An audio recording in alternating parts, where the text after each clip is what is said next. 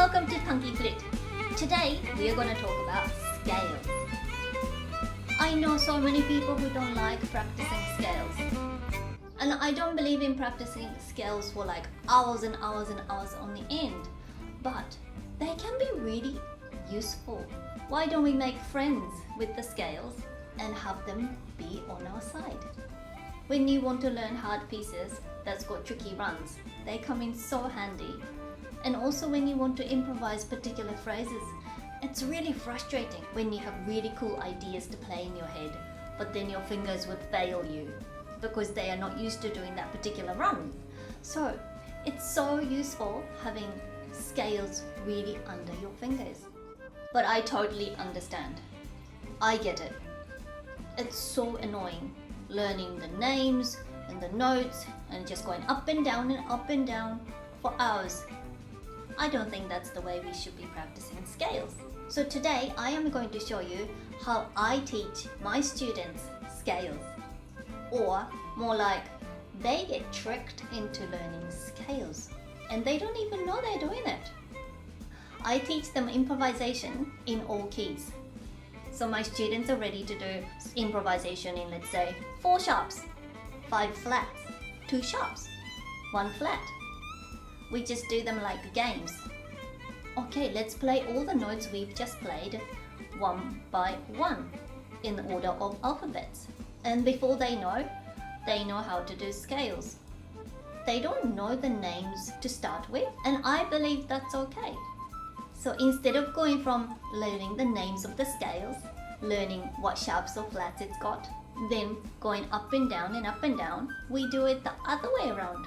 We just improvise, do whatever they want to play, and then later, from the root note, I'll get them to place them in order of the alphabet, and before they know, they can improvise in all keys, as well as knowing all the scales in major keys and minor keys.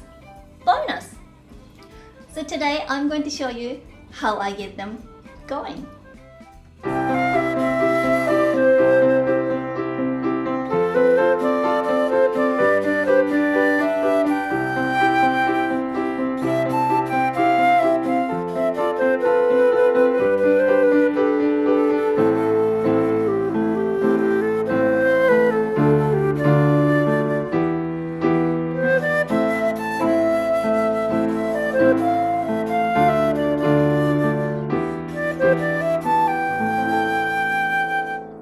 In this way, they get used to having those 2 keys, C major and A minor, as a pair.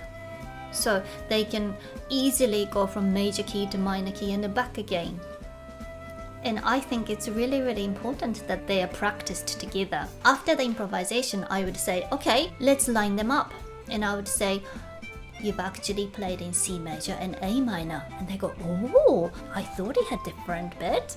And then I would say, so let's play all the notes you've just played, but starting on a C. What comes after C on alphabet? D. What comes after that? E. It's easy. Tell me the rest. C, D, E, F, G. And then do we have H note? No. So what do we do? Go back to A. A, B, C. And let's play that all one after the other. C, D, E, F, G, A, B, C. Can you please play for me? Here you go. That's your first scale. And they go, oh, that was easy. What about starting on A? Same notes. That's a natural minor. And is it easier just playing A, B, C, D, E, F, G without knowing there are different types of minor scales and it is the relative minor of C major? Because those information can be quite overwhelming. But if I just get them to improvise first and then get them to do the scales later, it is not at all intimidating. So that's how I like to teach them scales. And after the no sharp, no flats, I would go, would you like to do sharps today or flats? And I go, maybe sharp. And then we'll go, 1 sharp. What is the first sharp? F sharp.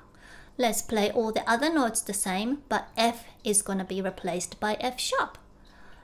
2 sharps, 3 sharps, 4 sharps, 5 sharps, so on.